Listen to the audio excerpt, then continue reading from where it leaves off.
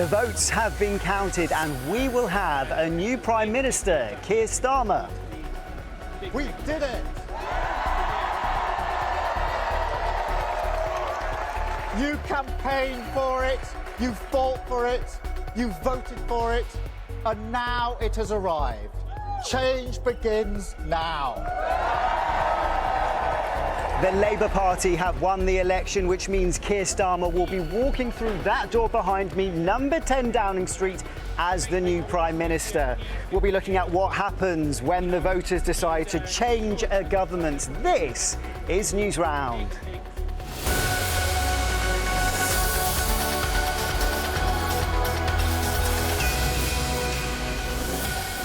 Hello and welcome to a very special news round. We are live on Downing Street, right in the heart of London, on a very wet but a very historic morning. Now you can see the street behind me. This is where the Prime Minister lives and works. There are hundreds of journalists here this morning and even more umbrellas because we are soaking wet. It hasn't stopped raining since we got here, but plenty is going to happen today. Let me tell you a little bit more about what's been going on with the Conservative Party. They've been in power for the last 14 years, but it's all changed today because the Labour Party did win the election. And we will see Keir Starmer arriving here on Downing Street a little bit later. He will take over from Rishi Sunak as the Prime Minister. Now, while you were sleeping, Nina was watching all those votes come in, and this is the story of the night.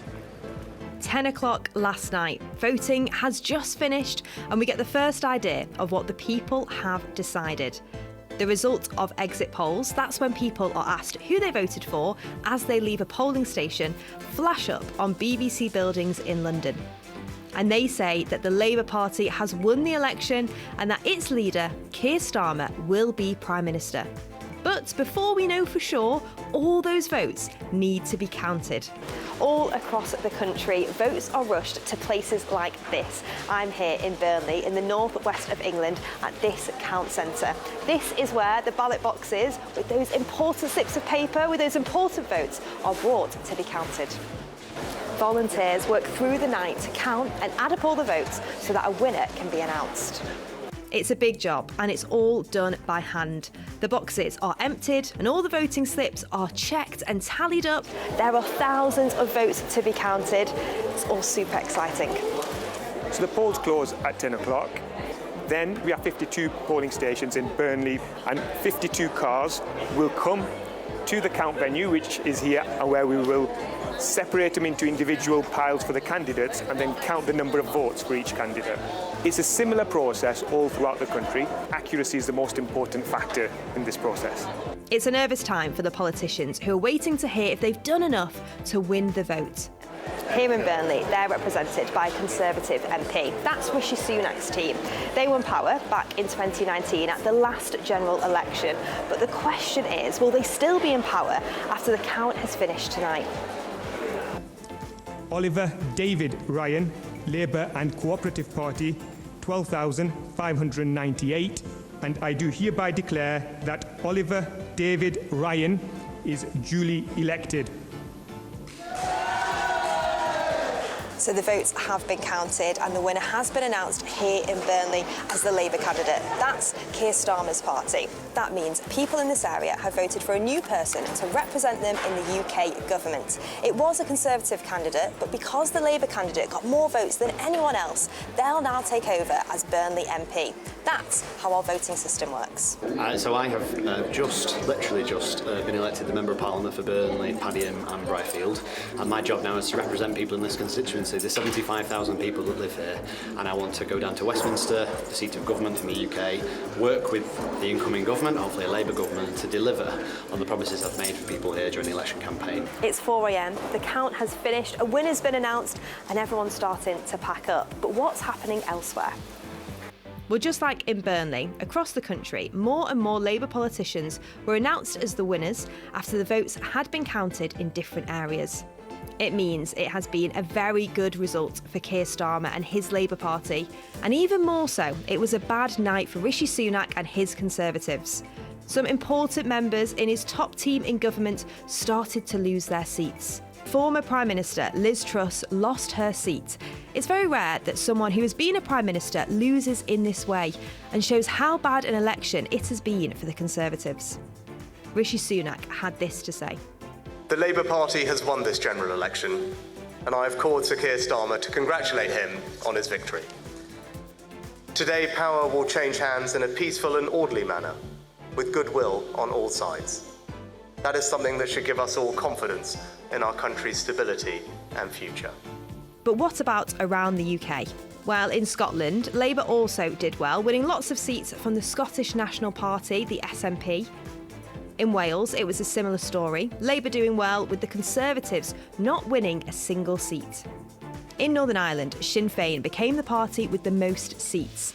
They want Northern Ireland to leave the UK and become part of the Republic of Ireland. But Sinn Féin politicians won't sit in the UK Parliament because they don't want to be a part of it. For other parties, the Liberal Democrats celebrated getting lots of new MPs. It was also a good night for Reform UK. Led by Nigel Farage, they won seats for the first time.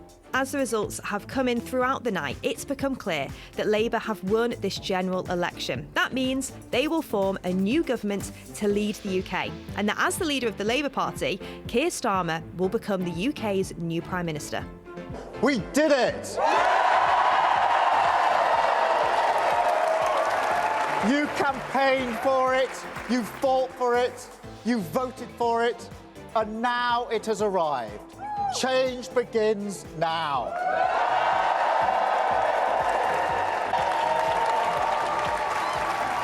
Well, of course, those celebrations will continue today. But I bet you've got lots of questions about what actually does happen next. When will the new Prime Minister arrive here? And how long does it take to get a new government up and running? Well, we'll be answering some of those questions in just a minute. But I can tell you the next 24 hours involves the King, big speeches and lots of politicians walking up and down this street. You can see already this morning it's really busy with police, security and journalists, like I said before.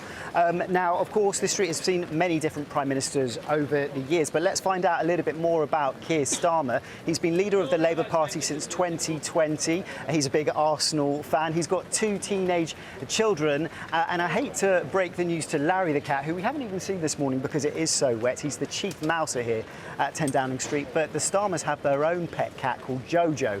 Now, we don't know if the family will be moving to Downing Street yet, which is usually the tradition. Rishi Sunak was here with his children, but if they do move here and they bring Jojo the cat, there could be a bit of drama on Downing Street.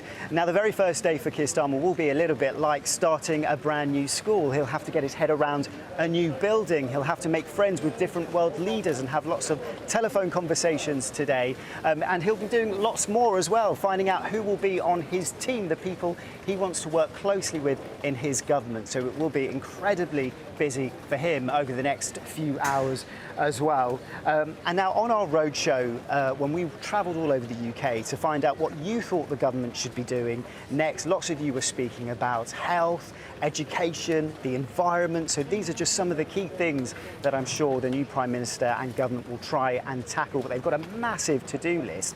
But of course, what else will be happening over the next few days? Well, I spoke to BBC political reporter Layla Nathu to find out what happens next. So Layla, it's going to be a really busy day. You're going to be here for many hours, I'm sure. But can you just talk us about this peaceful transition of power? So the outgoing government, they disappear, and then the Labour Party come in and essentially move into Downing Street. What happens? Yeah, so it's quite a kind of orderly process after all the high drama of the election campaign. It's quite a kind of straightforward process, really. Rishi Sunak comes back from his constituency. He'll come back to Downing Street. He'll pack up his things. He'll then go to the palace and tender his resignation to the King, who says, I'm no longer Prime Minister. The King says, I accept that. Keir Starmer, similarly, then goes to the palace first, is formally appointed by the King, who says, I'm going to ask you to form my new government. Keir Starmer then heads back to Downing Street, walks through that door, and the work begins straight away. So it's really kind of one Prime Minister going out, a new Prime Minister going in, and then Keir Starmer has the job of deciding which of his ministers are going to run all the different departments. And that peaceful transition of power is so incredibly important, isn't it? Yeah, it's a kind of a long-established process at the heart of democracy in Britain, that one Prime Minister forms a government who has a majority of seats, the most MPs in Parliament. The person who forms that government is appointed by the King. They take over from the person who's lost. So it's a very kind of structured process and one that has been long established in Britain. So a really important day today, and we're obviously witnessing history here. You've got a prime spot. Have you seen Larry the cat this morning? No, he's not about, this morning. Is he? Maybe he's scared of the rain. I'm sorry. I wouldn't blame him if he wanted to stay nice and cosy inside. I'm sure he is. Layla, thank you so much for talking to us. My pleasure. Yes, I don't blame Larry the cat. Now, of course, we can expect to see Keir Starmer arriving here.